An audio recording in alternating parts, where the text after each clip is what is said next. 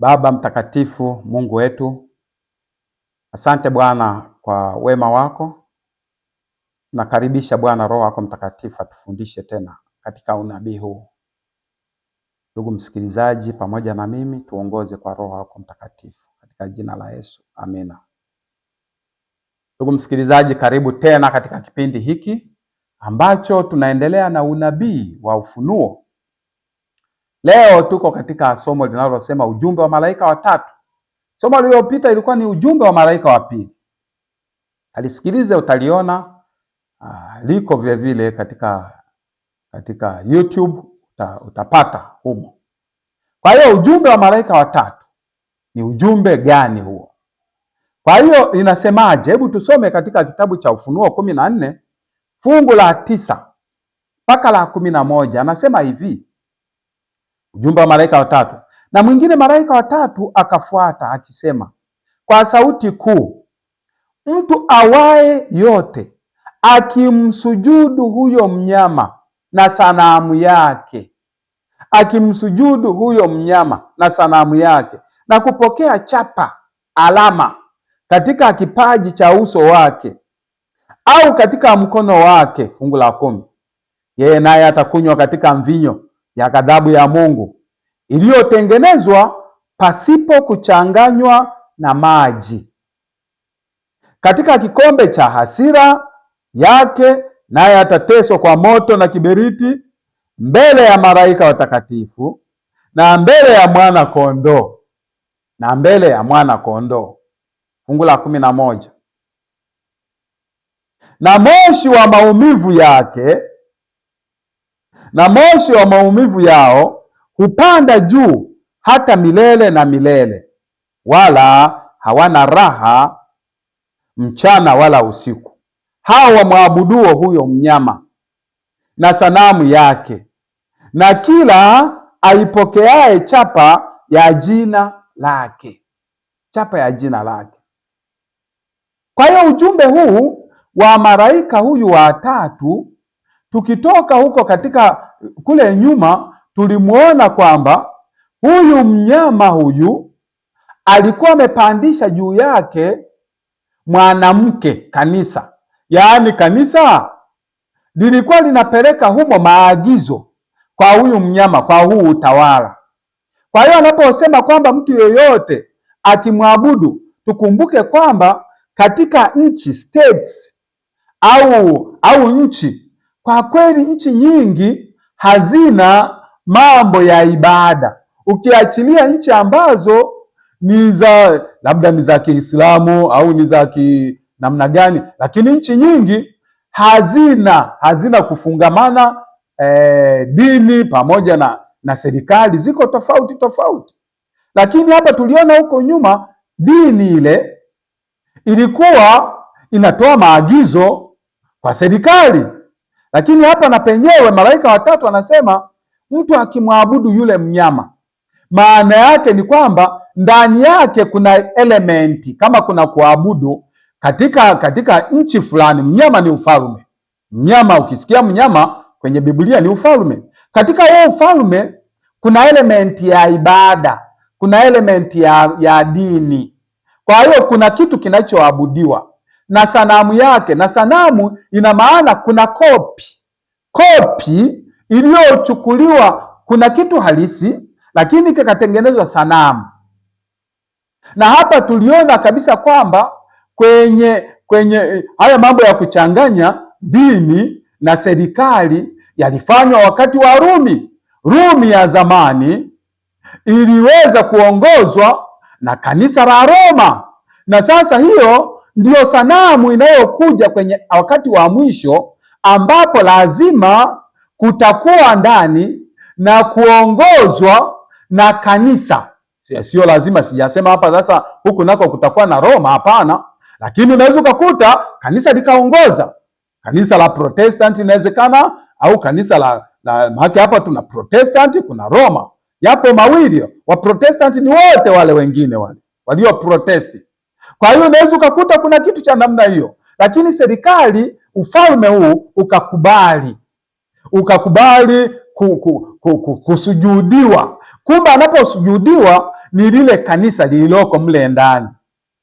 Kwa hiyo au kupokea alama, ndio maana huyo mnyama atakuwa na alama ya kanisa, ambayo hiyo alama ya kanisa atawalazimisha watu waweze kuwa na alama hiyo, kila mmoja chapa, waweze kuwa na chapa kwenye paji za uso zao, na hiyo alama itakuwa ni ya kanisa, itakuwa ni ya yule mwanamke, itakuwa ni ya yule kahaba, itakuwa ni ya kanisa lile ambalo linaloongoza pale, kwenye paji la uso wake au katika mkono. Sio lazima uwe na alama hiyo kwenye paji la uso. Kwenye paji la uso maana yake kwamba mafundisho yake yawe katika akili zako, ndio paji la uso. Lakini sio lazima. Kuna wengine ambao watakataa, kuna wengine ambao sio Wakristo, kuna Wabudha, kuna Waislamu, kwa sababu hapa kanisa ni mambo ya Kikristo. Haya ni mambo ya Kikristo nayosema hapa. Kwa hiyo wale ambao sio Wakristo wenyewe wataambiwa, nyinyi mna miungu yenu, nyinyi mna Mungu wenu mnamfahamu, nyinyi chukueni alama katika mkono wake. Biblia imesema hapa. Kwa hiyo nyinyi tumikieni haya mimi nitakayoyasema, ambayo sio ya kiroho, ambayo hayana muunganiko na mambo ya kiroho. Tumikieni kwenye mkono wenu, kwenye mikono yenu. Fanyeni kwa kutumikia, mtakuwa tayari mmeungana, mmenitii, mtakuwa tayari mmetii, mtakuwa tayari mmesujudu, mtakuwa tayari. Kwa hiyo hao wote anasema watakunywa mvinyo ya ghadhabu ya Mungu iliyotengenezwa pasipo kuchanganywa na maji, katika kikombe cha hasira yake Mungu, naye atateswa kwa moto na kiberiti mbele ya malaika kwa kufanya hivyo, kwa kuchukua ibada ya kumwabudu yule mnyama na sanamu yake. Mungu anasema atakayefanya hivyo atakunywa mvinyo ya ghadhabu ya Mungu iliyotengenezwa pasipo kuchanganywa na maji, katika kikombe cha hasira yake. Hiki kikombe hiki kuna somo lake utaliona, yaani kile kikombe cha hasira ya Mungu atakinywea, yaani ni sawasawa na kile kikombe ambacho alikinywea Yesu Kristo kwa ajili ya wadhambi. Maumivu yake yako sawasawa. Kwa hiyo malaika watatu, roho ya unabii inasisitiza kwamba ujumbe wa malaika huyu ndio onyo kuu la mwisho. Hili litakuwa ni onyo kuu la mwisho kabla ya mwisho wa wakati, na alama ya Mungu na alama ya mnyama vitakuwepo. Yaani mwisho wa wakati, kabla ya Yesu kurudi, kutakuwa na alama ya Mungu na kutakuwa na alama ya mnyama. Alama ya Mungu imetolewa wazi, iko wazi yenyewe. Alama ya Mungu ni sabato yake takatifu, yaani imetolewa. Nitarudia tena hilo somo Ezekieli 20 fungu la 20, yaani uweze kujua sabato ni alama ya Mungu. Ezekieli 20 fungu, hebu tuone fungu la 12 kwanza. Ezekieli 20 fungu la 12 anasema, tena na aliwapa sabato zangu ziwe ishara. Ishara maana yake ni alama. Ziwe ishara, yaani ya kuonyesha alama, kati ya mimi na wao, wapate kujua kuwa mimi ni Bwana wao. Yaani unapokuwa na sabato inakuwa ni ishara ya kujua Mungu muumbaji, unayemwabudu ni Mungu muumbaji. Ni ishara, ni alama. Fungu la 20 anasema kwamba zitakaseni sabato zangu, zitakuwa ishara kati ya mimi na nyinyi, mpate kujua kuwa mimi ndimi Mungu wenu. Kwa hiyo Mungu ana ishara yake, ana alama yake, lakini vile huyu mnyama atakuwa na alama yake, ambayo alama yake naye ni siku ya Jumapili. Hiyo kwa kweli imesemwa kabisa. Ukienda kwenye katekisimu ile ya Roman Catholic utaikuta imeandikwa kwamba siku ya Jumapili ni alama ya kanisa la Roma peke yake. Kwa kweli wengine wanaofuata wote wanafanya homage, wanafanya heshima ya lile kanisa, na ndiyo maana wanaitwa, lile linaitwa kanisa mama. Wale wengine ni madada, ni mabinti zake. Biblia ndivyo inavyosema, yaani wale wengine ni mabinti zake. Kwa hiyo tukielekea mwisho, kutakuwa na alama mbili, ya Mungu na alama ya mnyama. Kwa hiyo Malaki huyu anawakilisha wito wa mwisho wa utii wa kweli. Wito wa mwisho wa utii wa kweli, Shuhuda za Kanisa, volume 6, kurasa 19. Ni sehemu ya ujumbe wa malaika watatu, ni sehemu ya ujumbe wa malaika watatu.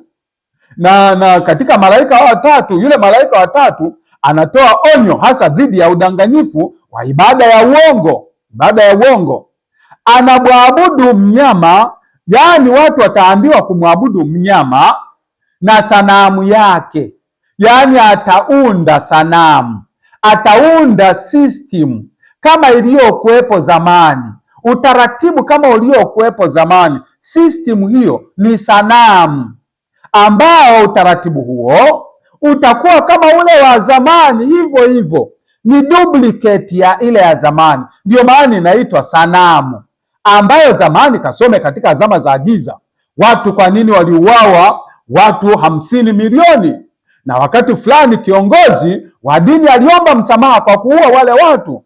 Kwa hiyo ina maana sanamu yake, watakaokuwa wanakataa kuabudu mambo yake, kuabudu ile mvinyo yake, ile mvinyo ya uasherati wake, kwa kweli itatolewa decree ya kuuawa au kuwa confiscated au kunyang'anywa mali zao au yani wanapewa repatriation, wanahamishwa kutoka, watakimbia watu, kwa sababu itakuwa ni lazima. Na atakayetekeleza hiyo ni yule mnyama ambaye ni ufalme ule ambao una majeshi, wenyewe una polisi, kwa sababu kanisa hili halina polisi wala halina majeshi. Kwa hiyo atakayetekeleza ni yule mnyama. Ndiyo maana yule mnyama ataagiza. Hebu tusome Biblia. Lazima Biblia ijieleze, lazima Biblia ijieleze yenyewe. Ufunuo 13, Ufunuo 13, uone kwamba yani ataagiza tu, ule ufalme kwa kweli utaagiza.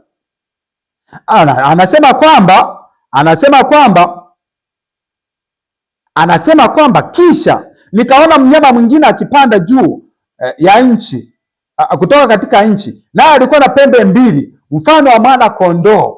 Yaani hii nchi inayosemwa ambayo itatumiwa na hili kanisa itakuwa na pembe mbili mfano wa mwana kondoo. Yaani mara ya kwanza wakati inaundwa ilikuwa ni pole, yaani nasema mambo ya kidini, uhuru wa kidini, ina pembe mbili, uhuru wa kidini na uhuru wa kiraia huko mle ndani. Lakini baadaye itabadilika, itanena kama joka, itanena kama shetani. Anasema ikanena kama shetani, naye atumia uwezo wote wa mnyama yule wa kwanza. Naona kazi hiyo, anatumia uwezo wa mnyama yule wa kwanza mbele yake, naye aifanya dunia na wote wakaao ndani yake wamsujudie mnyama wa kwanza, ambaye jeraha la mauti lilipona. Anatumia uwezo wake, na sasa hivi hakuna nchi itakayofoka juu ya Marekani.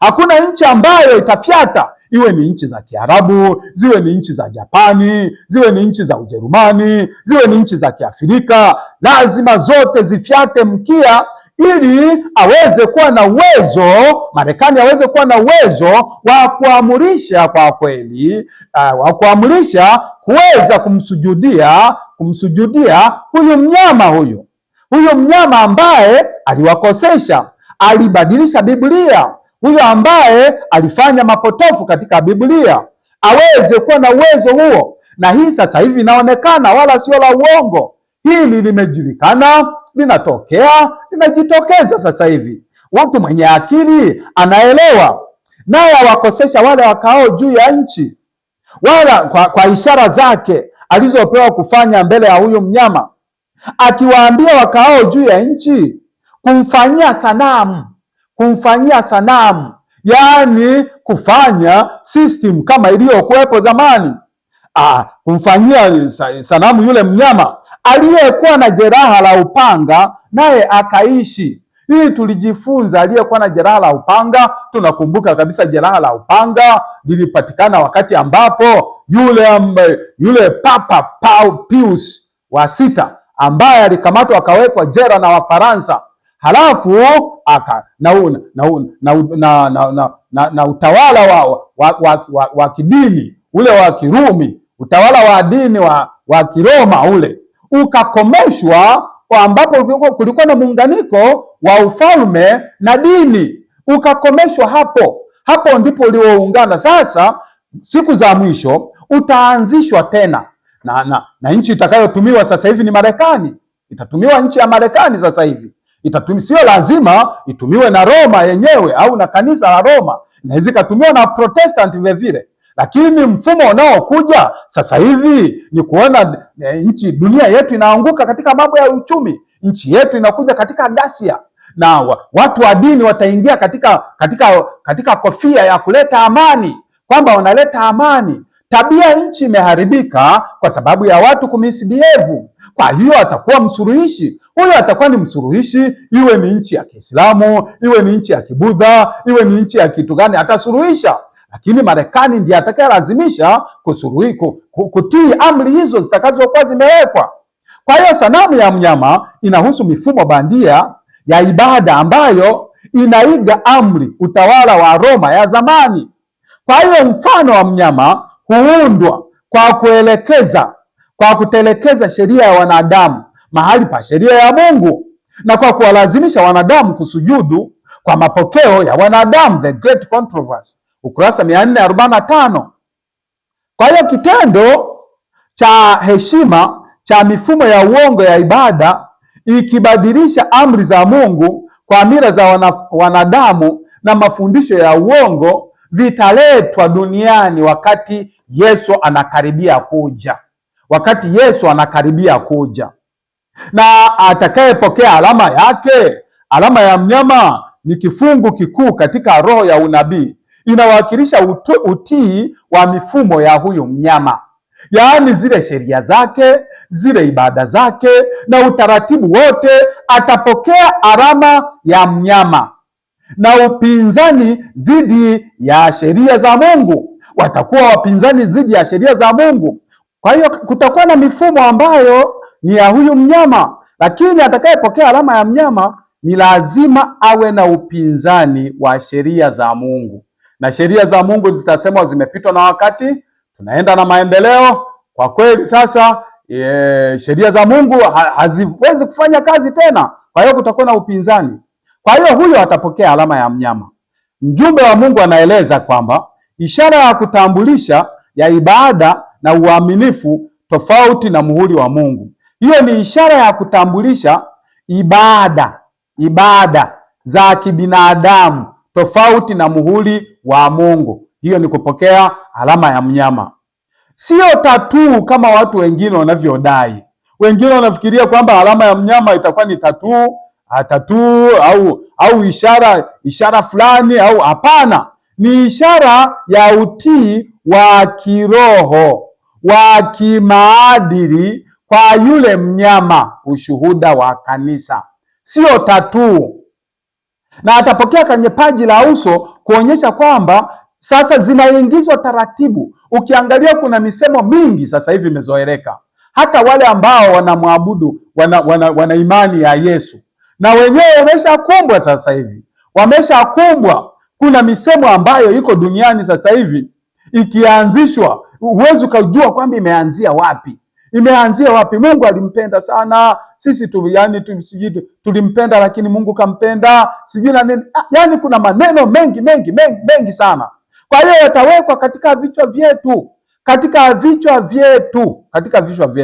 na wengine ambao sio Kristo itawekwa katika mikono, yani watamtumikia. Sio lazima wakasali katika makanisa, sio lazima wawe na ibada, lakini itatolewa maelekezo ambayo watatumikia katika mikono yao. Kwa hiyo paji la uso inaashiria jinsi mtu alivyo, mawazo, kanuni. Mikono inaashiria kile mtu anafanya, na ndiyo maana alama ya mnyama atakapokuja ni mjanja sana. Yeye ataweka kwenye paji la uso na kwenye mkono, kwa sababu sio lazima walazimishe watu wote wawe Wakristo, hapana. Lakini watakaotumikia kwa mkono, Marekani itafanya hiyo kazi, ila alama ya Mungu yenyewe ni kwenye paji la uso tu, hakuna kwenye mkono, haipo kwenye mkono. Kwa hiyo siku za mwisho kuna alama hizo mbili, ya mnyama pamoja na alama ya Mungu. Lakini vile vile kuna mvinyo ya ghadhabu ya Mungu kwenye huyo malaika wa tatu. Roho ya unabii inaeleza hili kama hukumu ya Mungu ambayo itamwagika kwa ukamilifu wake juu ya wale watakaokataa ukweli na kuendelea katika uasi. Mjumbe wa Mungu anatumia taswira ya divai kama ishara ya hukumu ya kimungu na kikombe kama kumwagika kwa mwisho kwa ghadhabu ya Mungu. Mungu anatumia hiyo ishara. Inahusishwa na kuanza kwa tabu ya Yakobo. Kaisome tabu ya Yakobo aliyokuwa nayo Yakobo baada ya kufanya udanganyifu kwa baba yake Isaka na kwa kumdanganya ndugu yake Esau. Yakobo alivyopata, ndiyo tabu itakayokuwepo kwa watu wa Mungu. Kwa kweli tabu ya Yakobo ni kwa wale wanao tayari kwenda mbinguni, ni kwa Wakristo ambao wako tayari kumkiri Yesu Kristo. Watapata tabu ya Yakobo kwa sababu watakuwa wanatafuta toba, watakuwa wanatafuta haki ya Kristo, watakuwa na haha huku na huku wakitafuta neno la Mungu, yaani wanatafuta msamaha. Utaisoma kwenye Danieli 12 fungu la kwanza, utaisoma na kwenye Ufunuo. Yaani kwenye tabu ya Yakobo ndio itawatenganisha watu kati ya wenye haki na waovu, tabu ya Yakobo. Lakini vile vile itakuwa imemwagwa kwa nguvu kamili. Hiyo ghadhabu ya Mungu itamwagwa kwa nguvu kamili, inaonyesha ukamilifu wa mwisho wa hukumu ya Mungu. Lakini mjumbe wa Mungu anasema hii ni onyo kwamba wakati wa rehema utakuwa unakaribia kuisha. Lakini vile vile baada ya pale, wale watakuwa wamekataa na kuenda kuabudu yule mnyama na sanamu yake watateswa kwa moto na kiberiti, moto wa kiberiti. Hii inaelezewa, hii ni njia ya kitamathali inayoonyeshwa sio mateso ya milele ya ufahamu, lakini ni uharibifu kamili, yaani wataharibiwa kabisa. Ndio maana na ile milele ikitumia, ukiangalia vizuri, imetumika kama kabisa. Sio milele eti watateseka siku zote wamo. Mungu angekuwa ni mkatili kiasi gani hiyo? Mungu sio katili kiasi hicho. Milele iliyotumika pale ni completely, yaani kuharibiwa kabisa. Inawakilisha uharibifu kamili wa dhambi, yaani dhambi haitaonekana tena. Mateso haya ni ufahamu wa matokeo ya kukataa rehema ya Mungu, yaliyozidishwa kwa sababu ya ukweli umefunuliwa kikamilifu. Yaani ukafunuliwa ukweli lakini ukakataliwa, na sasa hivi ulimwengu unakataa kwa nguvu zote ukweli wa Mungu. Lakini malaika watatu nao wanapiga kelele kumwambia kwamba tokeni kwake. Malaika wa pili huyo, tokeni kwake enyi watu wangu. Yaani Mungu anapiga kelele, tokeni kwake. Sheria za Mungu ziko pale pale na Yesu Kristo yuko pale pale kwa ajili ya kuwasamehe watu, kwa ajili ya kupokea watu wanaomwamini, yuko pale pale. Kwa kweli watateswa hao watakao na muabudu yule mnyama, watateswa mbele ya malaika na mbele ya mwana kondoo. Na ndiyo maana hukumu ya upelelezi inaendelea sasa hivi, ili malaika waweze kuona, kwa sababu malaika hawaoni ndani ya mioyo yetu. Anayeweza kuona ndani ya mioyo yetu ni Mungu pekee. Kwa hiyo malaika wataonyeshwa mbele ya malaika kwamba huyu mlifikiria kwamba yuko vizuri, hayuko vizuri. Hebu angalieni matendo yake, angalieni jinsi alivyokuwa. Hii inasisitiza kwamba hukumu ya Mungu itakuwa ni ya wazi, haijajificha hata kidogo. Malaika waovu wataona, malaika watakatifu wataona, shetani ataona, yaani itakuwa ni wazi. Binadamu wataona, watakapoenda mbinguni wakakaa ile miaka 1000, wataangalia jinsi ambavyo Mungu wetu ni wa haki na wa kweli, hapendelei wala hasi uongo, yaani matendo yote yatakuwepo kule. Hii inaonyesha kwamba haki ya Mungu imethibitishwa mbele ya ulimwengu wote. Ndugu yangu, jitayarishe kwa ajili ya ujio wa Yesu Kristo. Yesu anakuja. Hakika ninakwambia Yesu anakuja. Unapoyaona haya vita, haki imekosekana. Watu wanalia sasa hivi, haki iko wapi? Mwenye haki ni Yesu Kristo peke yake. Wanadamu wataendelea kutokutenda haki mpaka Yesu atakapokuja. Lakini na sauti hii mtaisikia, ambayo inasema kwamba mfate Yesu mwenye haki, yeye atakupa ondoleo la dhambi, atakupa ondoleo la dhambi. Kwa sababu wanadamu hawana haki yoyote, dhuluma itaendelea. Mungu Yesu atakapotoka katika patakatifu pa patakatifu, mlango wa rehema utakapofungwa, mwenye haki ataendelea kufanya haki, mwenye kufanya dhambi ataendelea kufanya dhambi, mzinzi ataendelea kuwa mzinzi, muuaji ataendelea kuwa muuaji. Kwa sababu sehemu ya maombezi Yesu atakuwa ametoka, atakuwa amevua joho la kikuhani, amevaa joho la kifalme, ambalo atakuwa anakuja sasa katika ulimwengu huu ili kuwagawia kila mtu ujira wake. Kila mmoja atampa ujira wake. Ndugu yangu, uko wapi leo wewe? Unajitayarisha namna gani? Unajitayarisha kupotelea katika ulimwengu huu? Upotee wakati unasikia maneno haya. Mkiri Yesu, mwamini Yesu ili atakapokuja akupe ujira kwa ajili ya uzima wa milele. Mungu akubariki sana katika jina la Yesu. Amena.